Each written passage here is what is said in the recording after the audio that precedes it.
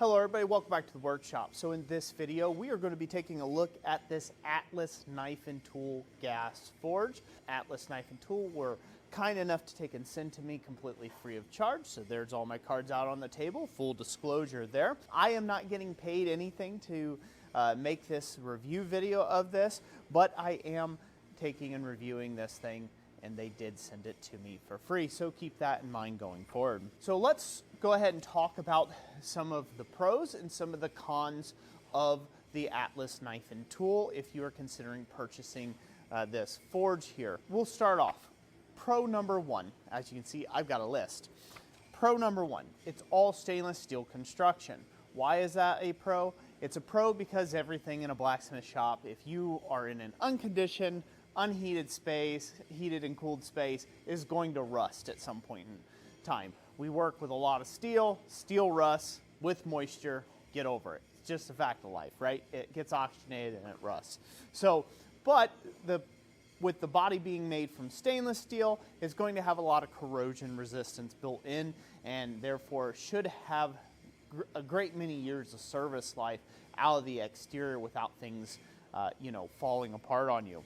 The burner's made out of stainless, the body is made out of stainless, the handles, the hose kit, all that, it's all stainless steel, so you shouldn't have any problems there with corrosion. Pro number two, welds are not just spot welds. So if you guys have watched my review of the little Amazon Mr. Volcano gas forges, my biggest gripes with those is like their burner mounts and stuff like that are just spot welds where they just electric push one together there. The actual burner itself has bolts, has little thumb screws that go in to take and hold the assembly together on the outside of the gas forge, and it holds very strongly. And in fact, they actually provide you a tool as well to be able to do that and put those in, which is a very nice touch. Third pro, it's fully ready to use right out of the box. The only thing you have to do is assemble the burner and your hose kit, and you're good to go. You hook it up to a propane tank and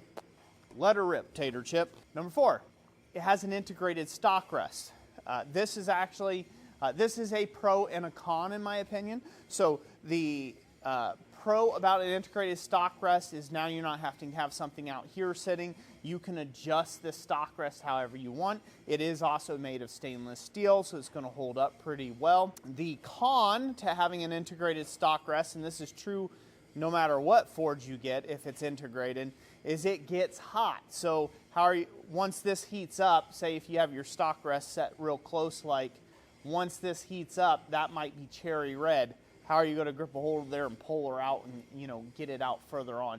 You have to use tongs and kind of jiggle it about and stuff to get it out. So again, that's just by nature, that's what it's going to be if you have an integrated stock rest. So for me, I can take or leave a stock rest. I already mentioned this briefly, but the next thing is a stainless braided hose with an adjustable regulator and gauge all already set up for you.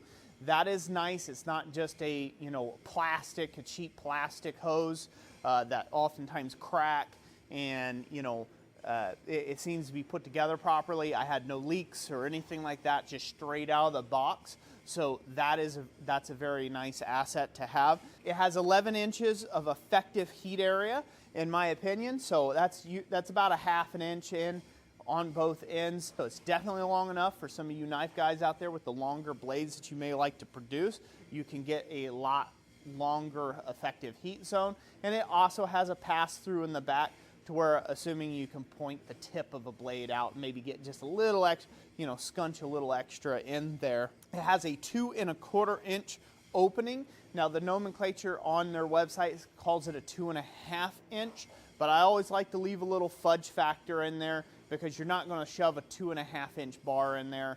You're not going to shove a 2 1/4 inch bar in there. You should be maybe 1 inch at the max that you would be stuffing inside of this thing for its heating area, because you're not trying to dig the sides of the insulation, right? So I give a little fudge factor there. It has a fuel efficient burner and it's quiet in operation. Those are also two other really big pluses. This is actually really, really quiet.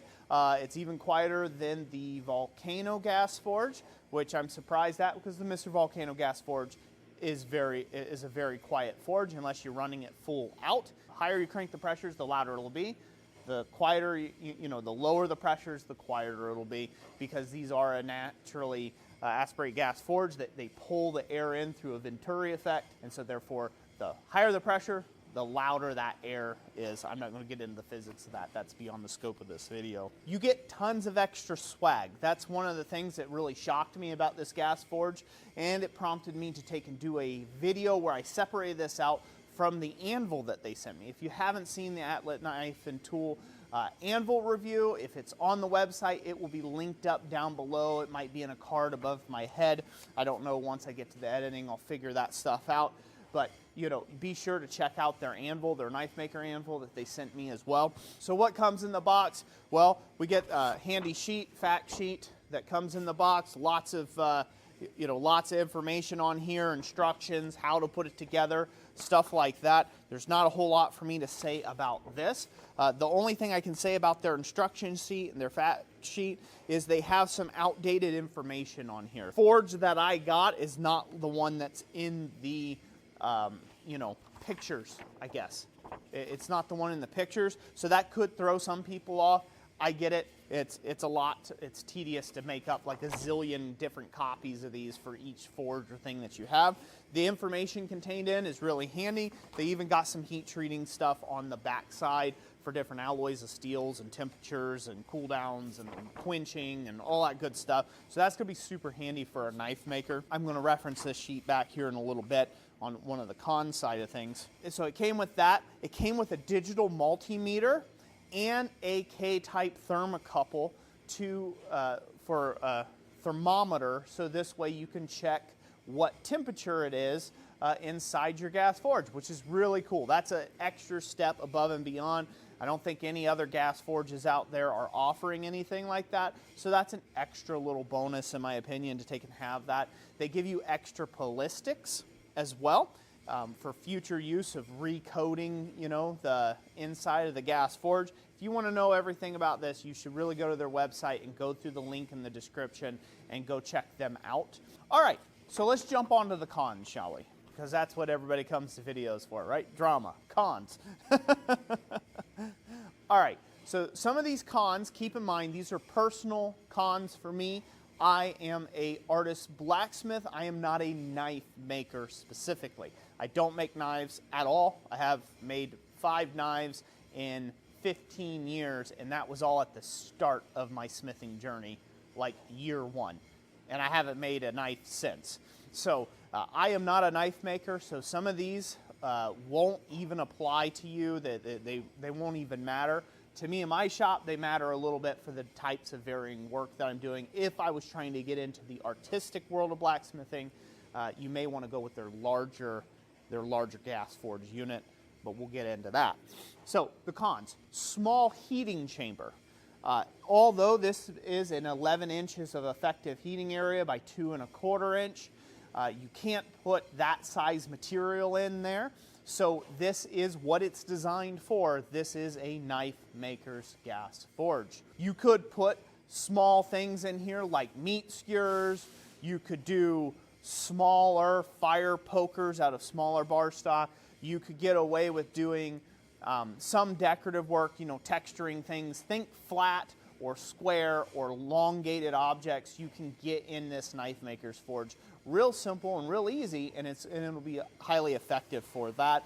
But as soon as you put a bend in something or you have to scroll something up, you're done right there. So you do have to keep that in mind. Are you planning on doing a wide variety of things, or is your target focus more knife central? If it's more knife centric, then go ahead, by all means, this is a great forge. So let's go on to the next thing, shall we? It lacks the ability to brick the front to achieve welding heat.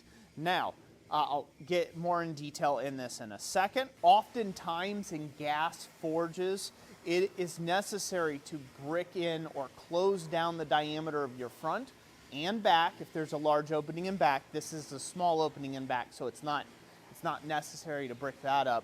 But it is necessary to brick in the front somewhat in order to create a little back pressure in the system to get the chamber to heat more evenly and bring it fully up to forge welding temperature where you can, you know, zoom right along making forge welds all day long. This being a knife maker's forge, you're not going, and with the small opening size, you're not going to be making gigantic billets of Damascus in this.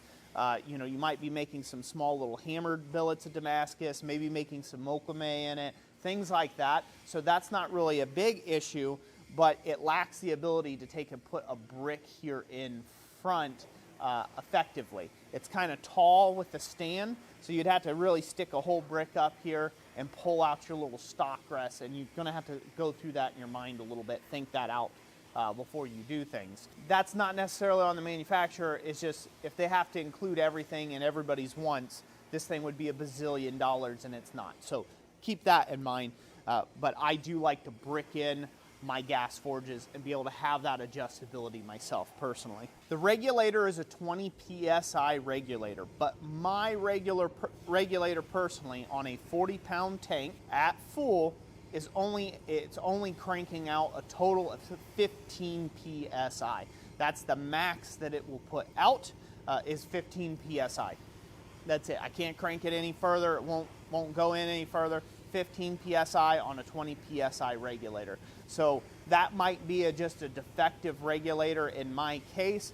All those regulators, every regulator you see out there, they're all coming from the same country of manufacture, and they're all from the same origin point. I don't care what price tag they put on them, they're all the same, by and large. So why do I mention this about the regulator? Again, I'm not knocking the company. They're not manufacturing the regulator. It just comes in the box, and I have to say what it is. This might be the cause of the next con that I've came to.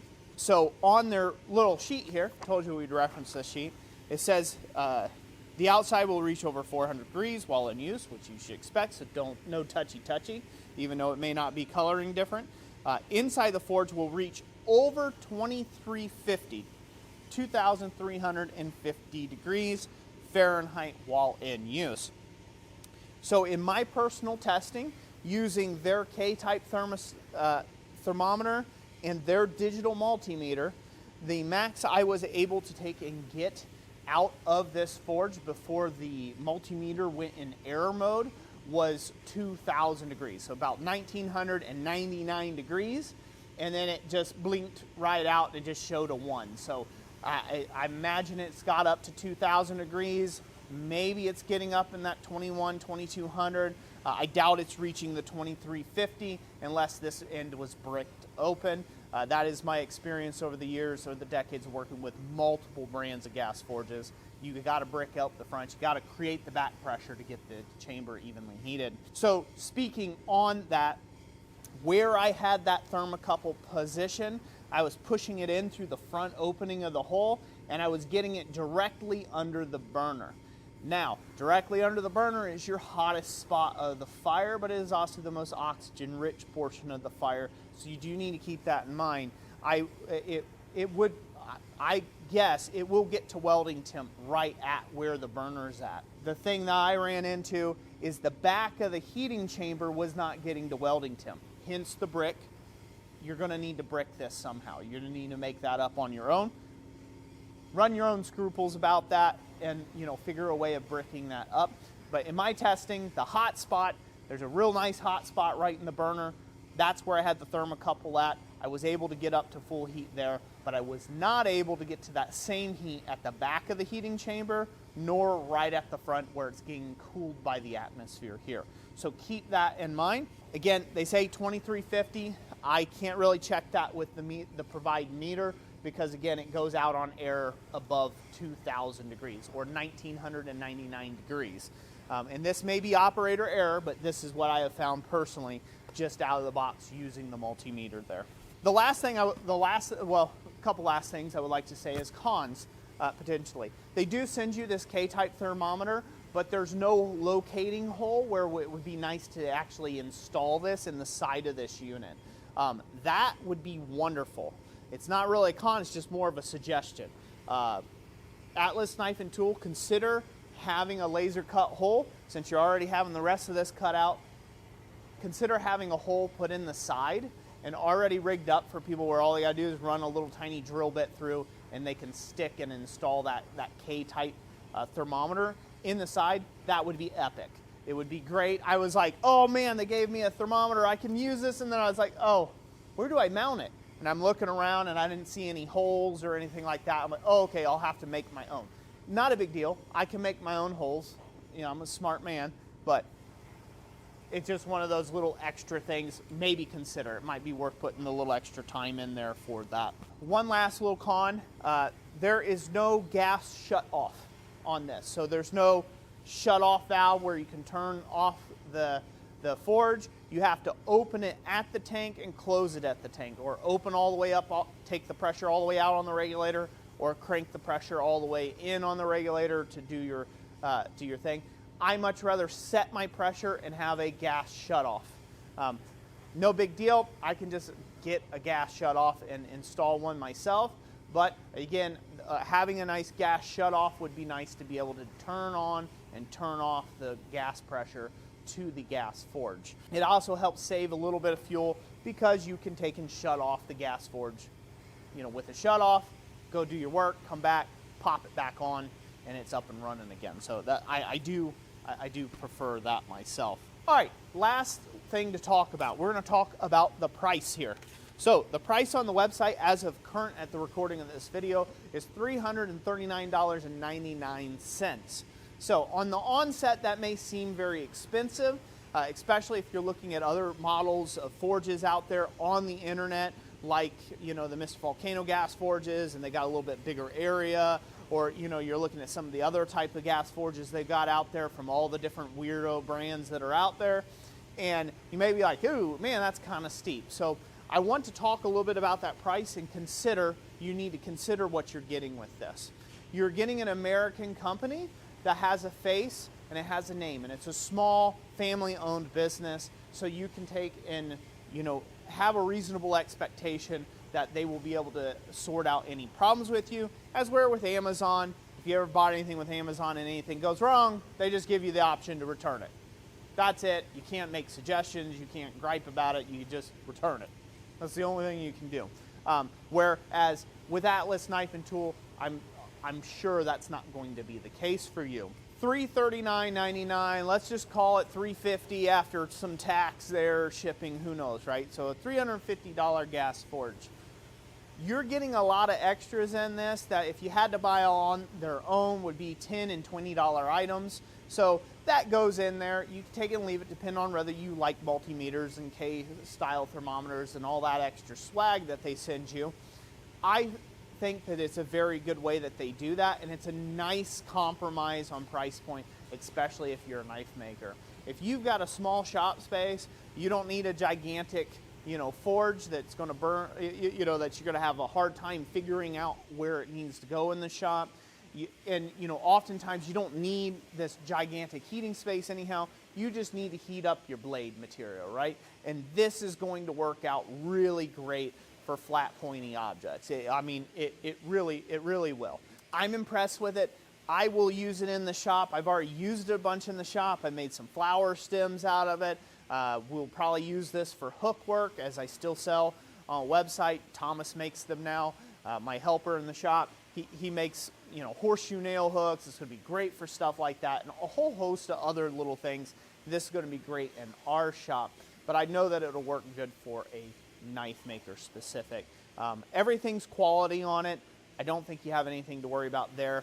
And I do believe this is one of those forges that if you purchase it, it's a buy once, cry once type item. I do think that you will be very happy with your purchase, and that it will go, you know, it'll be with you for years and years and years into the future, and you will get a lot more than $350 of value out of it. So I do think it is a good price point. That being said, long-winded as I am, $350 for this size footprint of fire chamber and opening is not personally good for me if I was out in the market. If I'm out looking for a gas forge with the work that I do, which is all artistry, blacksmithing work, I will be looking for something with a lot larger heating area for that price point. That's very difficult to find sometimes. They are out there. You can find it. You can build your own. There's a bunch of different things like that. But if you're looking for something that's ready to go, a great piece of kit right out the gate, I can highly recommend this. I think you will be very, very satisfied. I was really scratching the nugget to find a lot of cons about this. There are so many more upsides than there are any downsides to this forge, and that thoroughly impresses me. It thoroughly impresses me because oftentimes it's a balance. It's a 50-50 mix, and Atlas Knife and Tool really did a great job. So thank you for watching. God bless, and we'll catch you on the next one.